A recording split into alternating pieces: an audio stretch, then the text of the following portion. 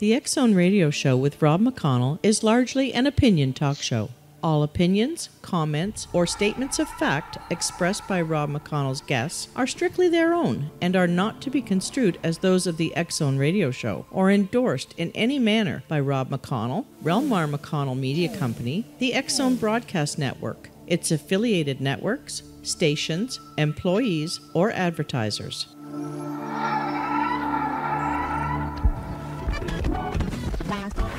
All Hit Radio.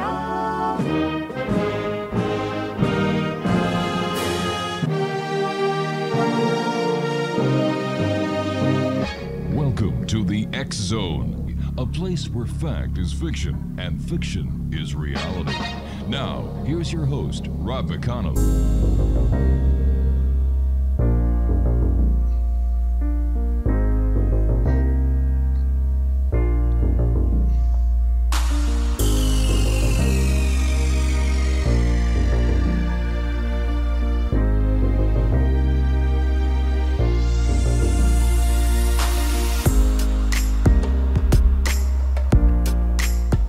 And welcome to another edition of the X-Zone. I am Rob McConnell. We're coming to you from our broadcast center and studios in Hamilton, Ontario, Canada.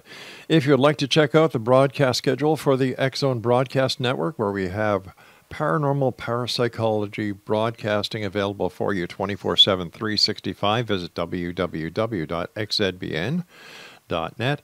And on Simul TV around the world, channel 21 at www.simultv.com. Exonation, my guest this hour is a gentleman we've had the pleasure of having on the show before. In fact, he was one of the first guests we had on the very first season of the X-Zone TV show. Mark Anthony is his name, and he's known as the Psychic Lawyer and also known as the Psychic Explorer. Now, Mark is a fourth-generation psychic medium who communicates with spirits. He is also a successful attorney licensed to practice law in Florida, Washington, D.C., and before the United States Supreme Court. Mark graduated from Mercer Law School with honors, which included the study of law at Oxford University in England. He has also studied mediumship in England at the Arthur Findlay College for the advancement of psychic science. He is the best-selling author of Never Letting Go and Evidence of Eternity. Now, Mark appears nationwide on TV and radio. He recently appeared on CBS TV's hit show, The Doctors. He is a featured speaker at conferences, expos, and universities, which include Brown, Columbia, Harvard, and Yale. And in 2018 is on 2018 and 2019 on a nationwide speaking tour. Now, for all of you living in the area of Naples, Florida, this is just for you. There's going to be an evening of spirit communication this Saturday, April the 27th at 7 p.m. at the Unity of Naples, 2000 Unity Way in Naples, Florida. If you'd like to meet Mark in person, that is the place to be. Now, for ticket information, call 239-775-3009. And joining me now is the Psychic Lawyer, the Psychic Explorer, the one and only Mark Anthony. Mark, welcome back to the X-Zone. Great having you with us. Thank you, Rob. I always enjoy being on the X-Zone, and I want to thank everybody for tuning in. Mark, you know, your website, www.evidenceofeternity.com, Yes. is about your, I would imagine, is because of the success of Evidence of Eternity. Tell our listeners about that and why you wrote that book. Yes. The name of my website, evidenceofeternity.com, is the same as my book, Evidence of Eternity. And when I was on my the tour for my first book, Never Letting Go, what started happening was people were asking me very poignant questions. And Never Letting Go is a guide on the journey through grief, and it's been recommended by hospices and grief counselors around the world. So then when I was on the speaking tour and the mediumship demonstrations and the book signings to promote that, people started asking very poignant questions. whether there was scientific evidence to support spirit communication. Is reincarnation real? What happens to people that commit suicide? Do animals have souls? And there was several really, really great points that they brought up. So I compiled those, and that became the outline, if you will, for Evidence of Eternity. And I'm so humbled by how well Evidence of Eternity has been received worldwide. I think it's in now 10 different languages. It was actually submitted for a Pulitzer Prize, and just came out on audiobook. And so both my books, Never Letting Go and Evidence of Eternity, are really going strong. You know, Mark, I've been doing this show for 30 years now, and many people ask me, Rob, why do you keep doing the show? Because you seem like you're kind of a skeptic. You're not a believer. You're too much like your old self being a cop again, where you're searching for that proof, searching for the evidence. And my answer back to them is because I know the answers to so many questions are out there, and until I get the answers, my job here in the X Zone is not done. Mark, it's no secret that I've had many mediums on the show, many psychics, and I have exposed a number of them. However, my friend, you are beyond a shadow of a doubt the real McCoy. I've known this for years, and I am very proud to say that, number one, I know you. Number two, you're credible. And number three, I consider you a friend. What I would like to do right now is let our listeners know just a part of the wonderful work that you've done. Now, in a recent conversation you and I had, we discussed your appearance on The Doctor's Show and how this led with unequivocal proof to the arrest of someone that was being sought by the police. Would you share this with our audience? Sure. When I was on the CBS TV show, The Doctors, I was asked to perform a reading for a gentleman and this lady, and I knew nothing about them. And several spirits came through, but then one in particular stepped forward, and it was the gentleman's daughter and the woman's cousin. And I could tell right away that she'd been brutally murdered, and then I realized this was a cold case. And so during the course of the transmission, the spirit kept telling me that the police were missing something and that they needed to broaden the parameters of the DNA test, and that the killer was going to be caught on another charge. In other words, he would already be behind bars on an unrelated charge. And then, among other factors, they gave me, or the spirit gave me, two names, Franklin and Terrence. So after the reading, the father said, well, the police have the DNA. And I said, yeah, but they have to broaden the parameters. They're missing something.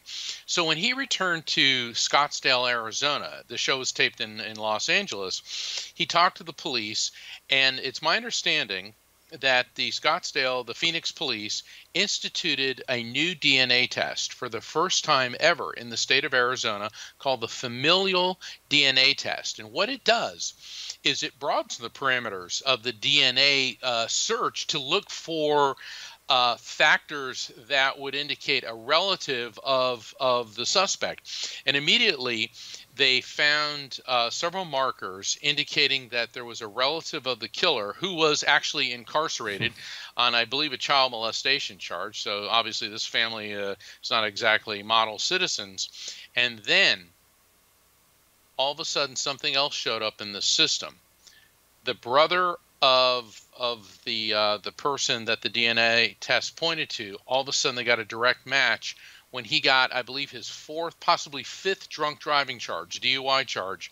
And in Arizona, when you have a fourth or fifth DUI, the police are able to get a warrant to extract blood, and then they found a direct match. So everything that I said, or rather everything that the spirit told me to convey to the family came true. And the gentleman, and I use the word very loosely, that was a suspect, was behind bars on another charge, and they found a direct match with his DNA to blood and semen samples recovered from the murder site. And the other fascinating thing is the two names, Franklin and Terrence. Well, the very first time the familial DNA test had ever been used had been 10 years earlier in the state of California, and it was used to capture the grim sleeper serial killer whose name was Lonnie Franklin. And then later, after I did the reading for the family on the doctors, in the state of New York, a gentleman by the name of Terrence, that was the other name which came up, Terrence Phillips, challenged in a court of law the validity of the familial DNA test. And see, you know, the skeptics, or rather cynics, and I'm going to talk about you as a skeptic in just a second. The cynics would say, oh, that's just a coincidence. Really? I mean, the names of the first time it was used, and then the person who was challenging it. And so anyway, the killer, Ian Mitchum, he was arrested. The prosecution and the evidence they're still compiling, and there were other things that I provided. And I keep checking on the progress of the case, and as things develop, I'll be happy to share that with you and your audience. All right, Mark, why don't we do this? Yeah. Before we get into anything further, I'd like to take a break because I don't want to interrupt you, and we're going to our first commercial break, but I also want to remind the listeners about the evening of Spirit Communication in which you are going to be present. This coming Saturday, April the 27th at 7 p.m. at Unity of Naples, 2000 Unity Way in Naples, Florida. For information for tickets, 239-775-3009. Once again, that's 239-775-3009. Mark Anthony is our special guest. He is the psychic lawyer, also known as the Psychic Explorer. His website is www.evidenceofeternity.com. And Mark and I will return as we continue our investigation into the world of the paranormal and the science of parapsychology right here in the X Zone from our broadcast center and studios in Hamilton, Ontario, Canada. I'm Rob McConnell. Don't go away.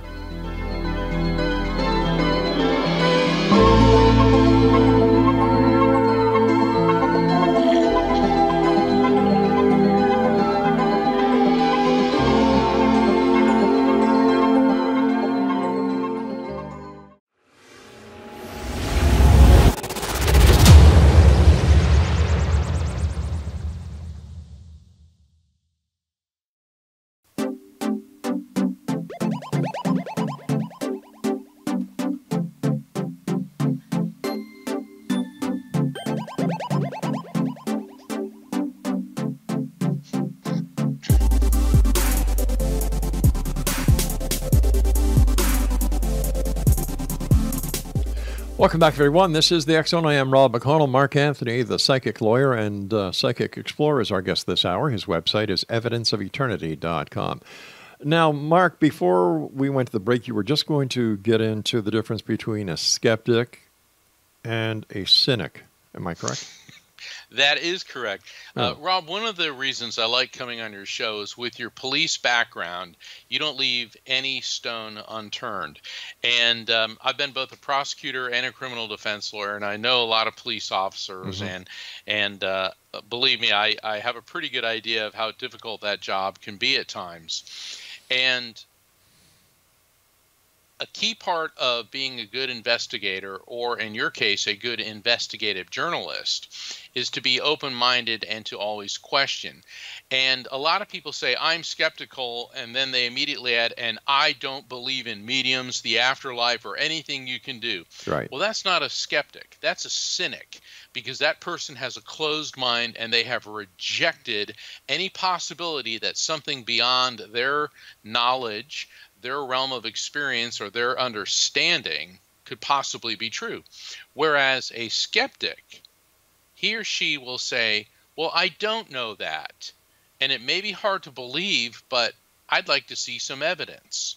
And that's the difference. A skeptic is an open-minded person who wants to know and wants to be persuaded through evidence. Right. And I understand today is World Book Day. And I posted something on Twitter that said, minds are like books. You only get something out of it if you open it. How true. So that's why I applaud what you do, because yeah, you do approach these things. And let's face it, the X Zone, you get people that talk about Bigfoot and interdimensional beings and UFOs and alien abduction and afterlife communication, and some of it is legitimate and some of it isn't. In the mediumship world, I attend a lot of conferences, and there's people conducting seances and things with black mirrors and Ouija boards, which I have observed and find absolutely no validity in whatsoever. And then there are other people who do things that I do find valid. So it's important to not have blind faith, because blind faith will lead you right over a cliff. Yeah. It is important, though, to be open-minded and to listen to the evidence and then decide for yourself. It's thanks to you that the mediumship credibility has a tick on it. Because of your experiences, your expertise, and your knowledge. And then when it comes to, you were told by Spirit when you were working on this cold case in front of the TV doctors, the Spirit. You never mentioned who that was to our listeners. Who was that Spirit you were getting that very information from? It was from the murder victim. Her name is Allison Feldman. And let me tell you, Allison, in life and as a spirit, was an absolutely beautiful and wonderful person. Mm-hmm. She was a pharmaceutical sales rep, just a productive, wonderful member of the community. And for reasons yet to be revealed, this very creepy guy somehow got into her house and brutally raped and murdered her. It is clear from what evidence has been disclosed that she was not romantically or in any other way involved with him. She had a fiance who, like her, was a professional and pretty much a squeaky clean member of the community. So, and certainly things came out in the reading that indicated that he had been, for all intents and purposes, stalking her for quite some time. So it's a tragedy all the way around, and I really hope that this guy gets the maximum, because in this is strictly my personal opinion, there is no punishment severe enough for what he did to Allison. I hear you. As I've been letting our listeners know that you're known as the psychic lawyer, is it possible that some people think that there might be a conflict between these two professions? Now, I know there isn't. You've proven, or you shared with us, the experience of the cold case where your expertise as a member of the legal community certainly did come in handy, because you were asking the right questions and you were able to lead investigators to a successful conclusion. But people outside of the realm of the judicial system, how do they take this? Well, what people need to understand is that being a psychic medium and being an attorney, and it was the media actually which labeled me the psychic lawyer. Mm-hmm. Because when I went public with this, I remember somebody, I was getting interviewed, and somebody goes, "You're a lawyer and a psychic?" He's the psychic lawyer, and it stuck. So I figured, well, let's go with it. Sure, why not? And yeah, I mean, it's we hear about, this medium and that, mm-hmm. the medium, and, it's semi-descriptive, but both jobs are about evidence. And as an attorney, certainly attorneys need evidence to substantiate their case. And as a psychic medium, I need to receive pieces of evidence to validate the genuine content of the contact. Now, certainly in the case with Allison Feldman, that was verified with the information that was transmitted to me. But in every reading, I have to bring forth evidence presented by the Spirit to verify who he or she says they are, and also to bring forth things that I couldn't possibly know. The second aspect of being both an attorney and a medium is that both jobs are about helping people. Attorneys help people, and I know that attorneys don't rank on the popularity list among the professions, but let's face it, there are legal regulations and there's laws governing pretty much everything in our society. And let's say you're in an accident, or you need to have a contract reviewed, or you want to adopt a child, or get a divorce, or do estate planning, or whatever. You need an attorney's assistance to get through this. And then as a psychic medium, people have asked me, well, how can what you do help me? As a medium, my job is to facilitate communication between a person here in the material world with a loved one on the other side.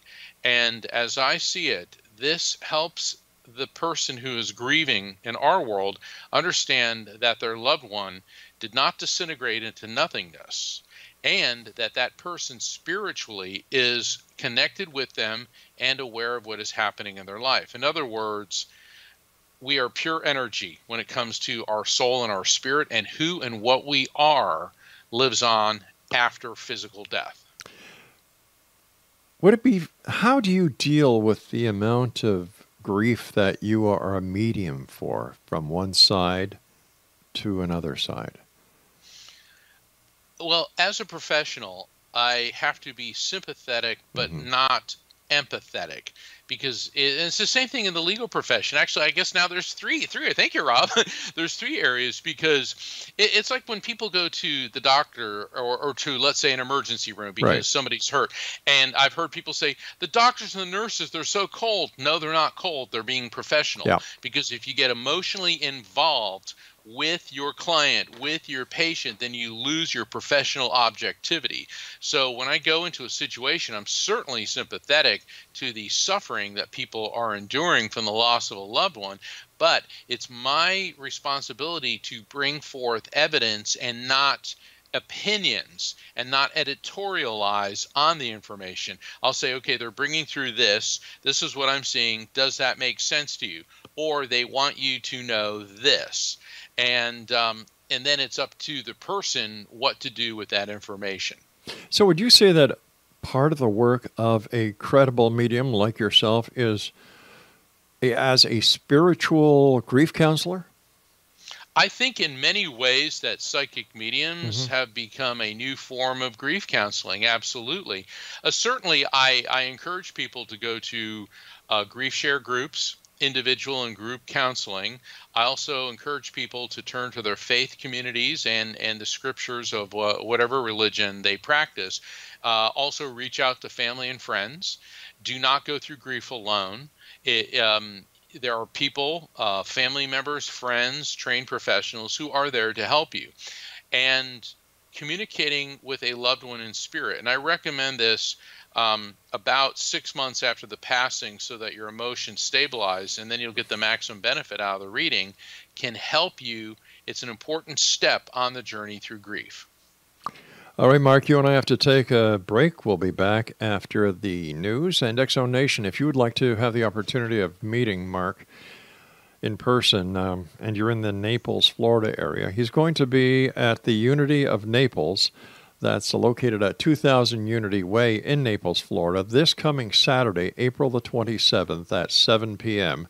for the Evening of Spirit Communication. Now, if you'd like to get tickets, here's the telephone number, 239-775-3009. That's 239-775-3009.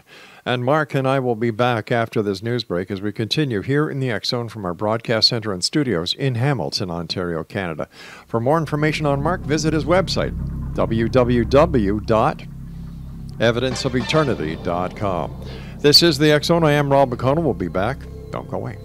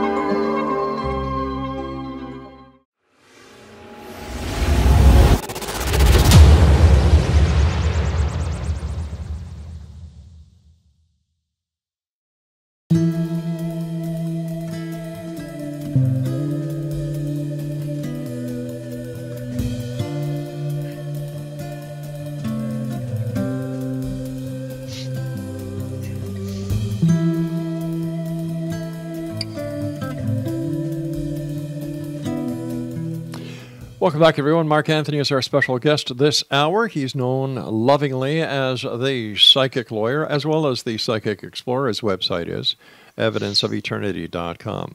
Speaking about evidence, Mark, you and I were discussing, and my heart goes out to you on this story because it has it's very personal to you. We were talking about the passing of your dad, and why I'm bringing this up is because of what happened to you after your dad passed. You went into a separate room, and you were actually able to see the energy that you were talking about in the previous segment.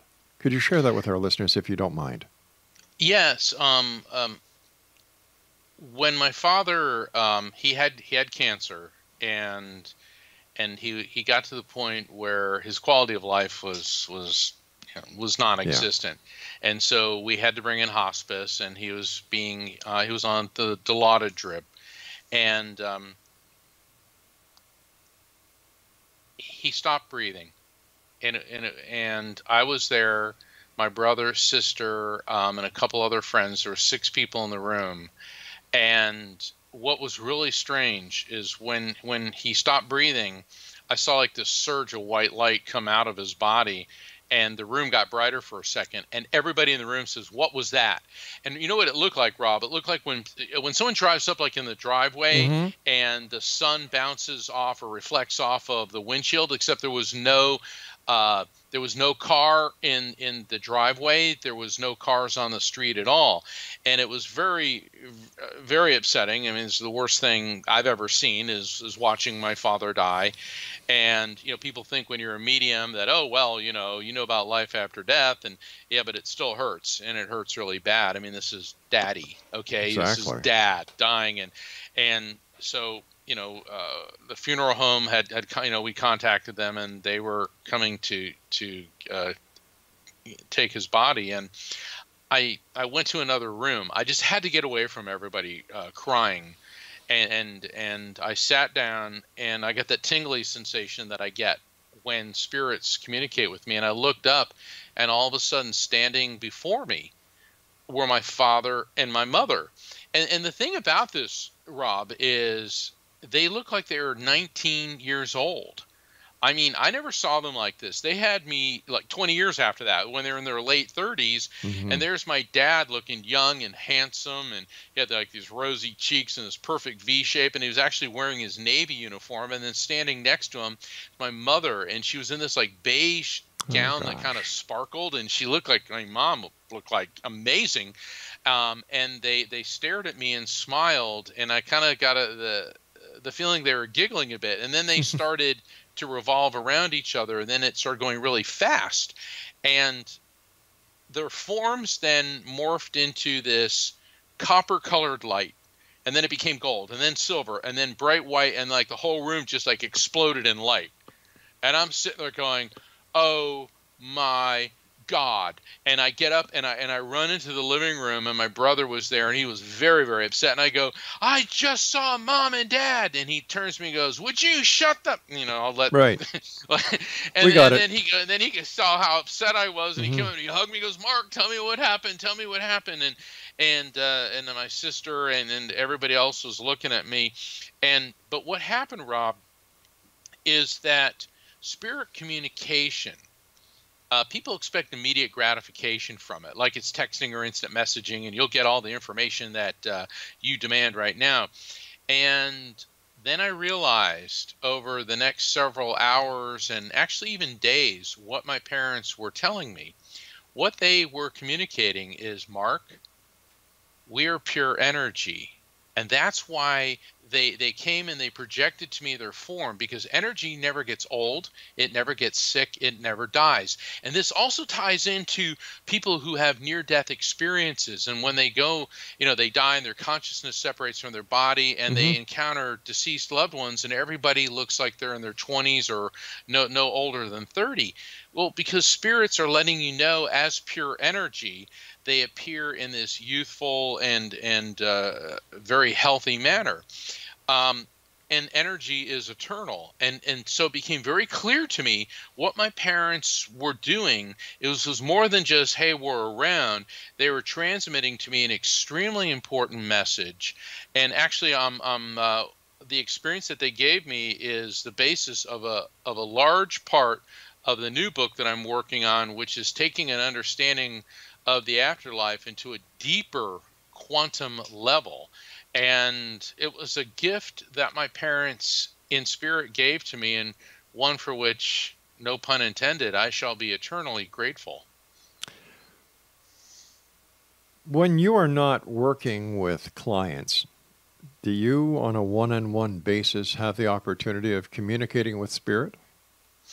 I do, and I can. I do this through meditation, but sometimes it'll hit me in ways when I'm not expecting it. Since we're talking about my parents, and I was about 2 months ago. I'm still writing this book, and I had the worst case of writer's block ever. So I just couldn't think. And I live in East Coast Central Florida near the ocean. You can walk to the beach from my house. And I thought, all right, I need to go to a beach. It's a nice spring day. And I get up and I take I start heading towards the beach, and all of a sudden I feel like something's pulling me. And I turn around and there's a bike path near my house. So I thought, all right, I'll walk on the bike path. So I'm walking on the bike path, and there was nobody on it, and it was a nice breezy day, and I saw these two things glowing, and I walk up, and there are 2 coins. It was so funny because I walk up and I go, oh, it's a nickel and a penny, and I go to pick them up, and I can hear my mom's voice. She said, unless they're heads up, don't pick them up. And it's funny because my mom was of Italian descent. That's an Italian thing. If the coin's not heads up, don't pick it up. And then I hear my dad's voice, and he says, it's money, pick it up. So I pick them up, and I go, oh, look, 6 cents. And I go, the 6th sense. And it was like, oh. And then all of a sudden the writer's block just faded away. Wow. And exactly what I needed to say in this chapter came right to me, and I'm running back to my house. I left the computer on, and I got it down. And so I find it really comforting and sometimes hilarious how spirits, they're going to get a message through to you one way or another. The question isn't whether they're communicating with you. The question, Rob, is whether we're listening. Over the years, I would imagine you've done thousands of readings for different people. Have you ever heard an account about what heaven is like or what the other side is like? Oh, absolutely. First off, a lot of my colleagues, or let me call them other mediums. Okay. I hear these ridiculous, oh, they throw you a parade. Oh, it's like a cafe. Oh, they're eating these wonderful foods. They are not eating, drinking, or throwing a parade. The other side is a different dimension. And in the material world, we are familiar with 4 dimensions: height, breadth, width, and time. Yet according to superstring theory, there are as many as 11 dimensions there's a universe, there's several universes, but in a universe there are dimensions, and then within a universe there can be additional dimensions. And so spirits being pure energy, when these other mediums mistake, a parade or a cafe, what the spirits are doing, it's like what my parents did. They projected to me a point of reference that I can understand. For example, I was doing a reading for this one woman, and both her parents came through. And I saw her father riding a horse next to a campfire, and I knew he was in Montana because I'm here in Montana. And then her mother stepped forward, and I saw her in a vineyard in Napa Valley sipping, looked like a really good Cabernet Sauvignon. And so I described to the client what I'm seeing, and she goes, oh my gosh, she said, my dad loved going on those Wild West tours. He loved Montana. He loved going horseback riding. My mom hated it. She'd rather go to Napa Valley to wine tastings. That was her thing. Okay. Right. And I was laughing because her parents were together. No, her mom wasn't sipping wine in Napa Valley. No, her father wasn't horseback riding, but they were in a higher frequency, in a purely energetic state, which you and I, Rob, have no point of reference, nor could we possibly understand. So what spirits do is they project a construct to you and I that we can understand. And in this case, his favorite place in the world was horseback riding and Sure. being a cowboy in Montana, and hers was Napa Valley. But where they actually are is so far beyond our understanding, and from what they tell me, is so immensely pleasurable that it certainly defies any concept of enjoyment or pleasure that we could possibly understand.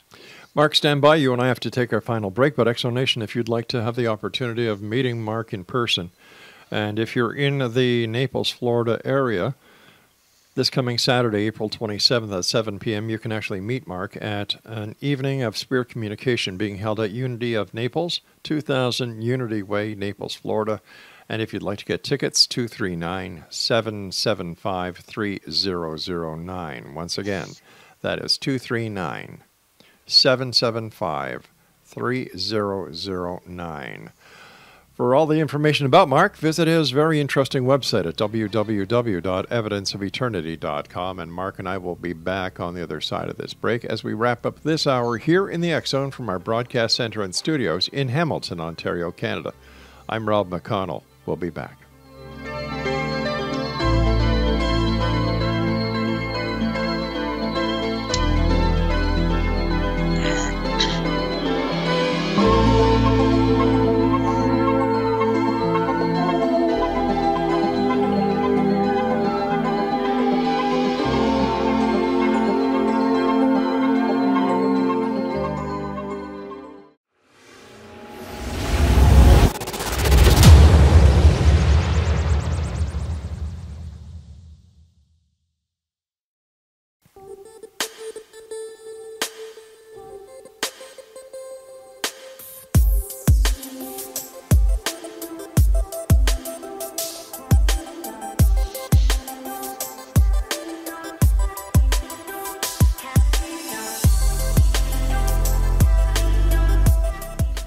All right, Exonation, if you're in the Naples, Florida area this coming Saturday, which is April the 27th, and you would like to have the opportunity of meeting Mark in person, he's going to be at Evening of Spirit Communication, as I said, this coming Saturday, April 27 at 7 p.m. at Unity of Naples, 2000 Unity Way in Naples, Florida.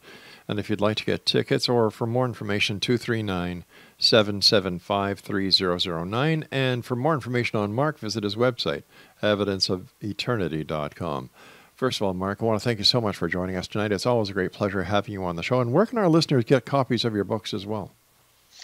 My books are on sale worldwide. They're at all fine bookstores, mom and pop shops, in addition to Barnes & Noble. But if you go to Amazon.com or to my website, evidenceofeternity.com, there will be links there directly to Amazon where you can purchase my books. And Evidence of Eternity is now an audiobook as well. Mark, we've talked about adults on the other side and communicating. What about children? Do they come across in the same way that adults do to you? Yes, and yes and no. Yes, if the child maybe...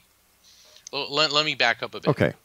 When a baby that died either in infancy or in utero comes through, I see a bright light, like a star, an orb, a beautiful little star. And this is how spirits are letting me know that this is the spirit of a baby that did not come full term or died very, very young, maybe, within the first year.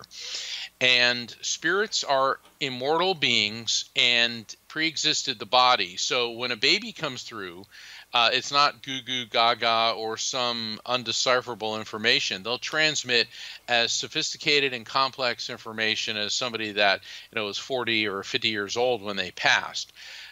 When the spirits of younger children come through, maybe a child that died at age 2 through 10, they come through as a spirit. They will portray themselves, what they look like, usually prior to passing. So then I'll be able to get the gender and the age and other data about them.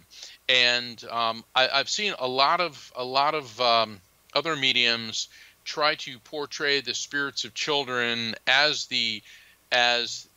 limited to the scope of what they knew and what they experienced as a child when they died. And I find that an incredible disservice to the client and a complete lack of understanding of what's really happening here. What people need to understand is that our soul does exist, and it is housed in the brain. It is not created by the brain. Think of our brain as a computer hard drive, and the data which is on it is our soul. And so when the hard drive crashes, when the body dies, the data gets uploaded to the other side. And the soul, the spirit, pre-exists the body, comes into the brain, and when the brain ceases to function, moves on.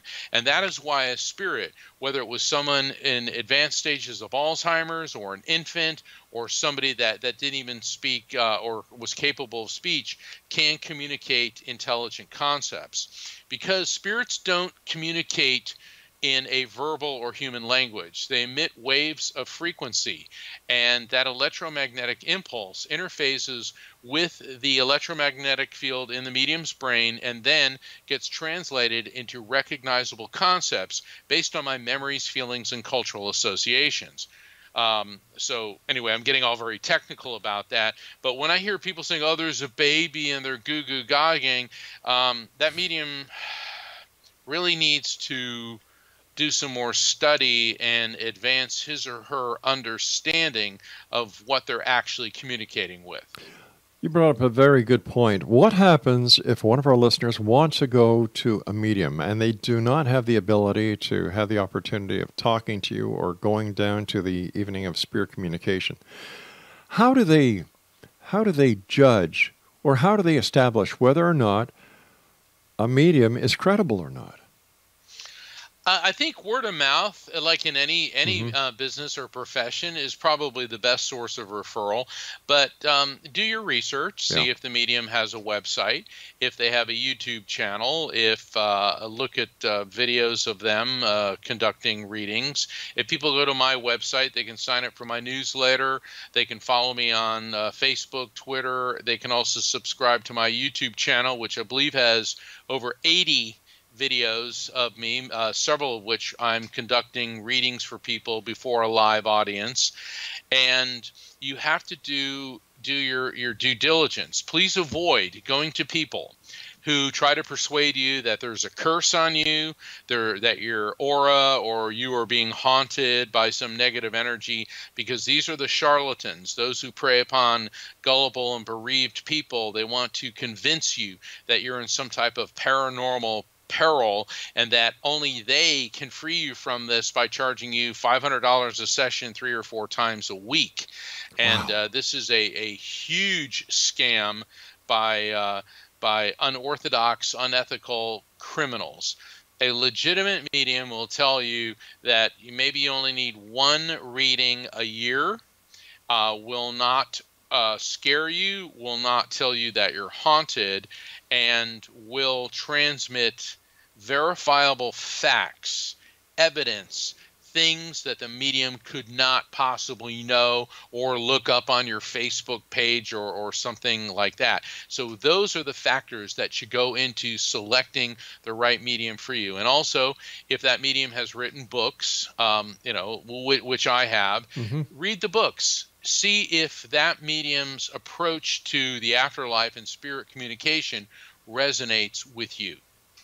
Mark, does the person who is on the other side, do their religious philosophical beliefs have anything to do with the way a message comes across to you? Or are there certain religious philosophies where the person's spirit cannot come through? Or is... Not at all. Yeah, religion is something created by human beings as an attempt to understand the infinite divine nature of God.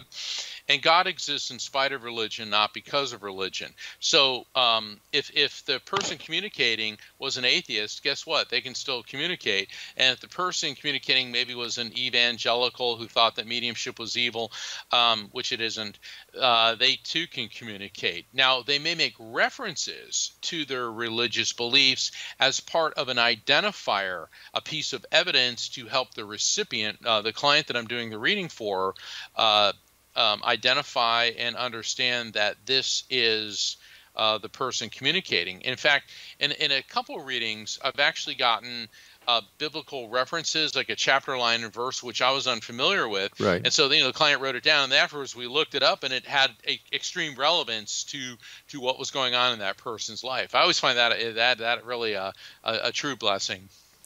Mark, I've got about 2.5 minutes left. Tell us about the Evening of Spirit Communication this coming Saturday. What I'll be doing, and I'm doing throughout the nation, and people can find out about other events through my website, evidenceofeternity.com. Please sign up for my newsletter. That'll keep you up to date on what I'm doing. And so I will be presenting to an audience at the Unity of Naples Church, opening up to higher frequencies. Spirits will come forward, and then I'll begin connecting random attendees with loved ones in spirit. And I try to get to as many people as possible. This is a healing session, and tears of grief flow, but there's a lot of laughter because spirits want us to experience joy, to find upliftment, and most importantly, to realize that not even death can kill love. Mark, as always, great having you with us. What are your final words of wisdom? What are your final thoughts that you would like to share with the X-Zone Nation tonight? All religions can be boiled down to 2 words: be nice. And I know that sounds silly, but I hear so many people say, well, I'm a member of this religion and I'm a member of that religion. And it's like, well, then start practicing your religion. And it all begins with treat other people the way you want to be treated. That is the first step on the spiritual journey to enlightenment and love. One more question for you. Has one spirit ever tried to impersonate another spirit when communicating with you and the person who is sitting with you? Absolutely not. There's this silliness that a lot of religious extremists say, oh, it's a demon impersonating someone. Right. A demon wants you to come through and say, hey, this is your grandmother who you love, make you feel better about it, let you know that life is everlasting, and leave you with feelings of overwhelming happiness and love. That's very evil. So the people that get all mired in that Bronze Age paranoia, let go of that. Realize that God speaks to us every single day, all the time, that our relationship with our loved ones who have died has transformed from one of a physical nature to one of a spiritual nature, and that spirit communication is a gift from God to let us know that God exists, heaven exists. We can communicate with souls of departed loved ones. They're immortal living spirits who we will see when it is our time to transfer into the light. As always, Mark, time flies when you're with us. Thank you so much for sharing your time with us, and continued success, and keep the great work up, my friend. Thank you. God bless you. God bless all the listeners of the X-Zone. Don't forget X-Zone Nation this coming Saturday, April 27th at 7 p.m., Evening of Spirit at the Unity of Naples Church, 2000 Unity Way in Naples, Florida. For more information, 239-775-3009. Visit Mark's website, evidenceofeternity.com. And until the next time you and I meet here in the X-Zone, always remember, X-Zone Nation, keep your eyes to the sky and your heart to the light. From everyone here to everyone out there, take care.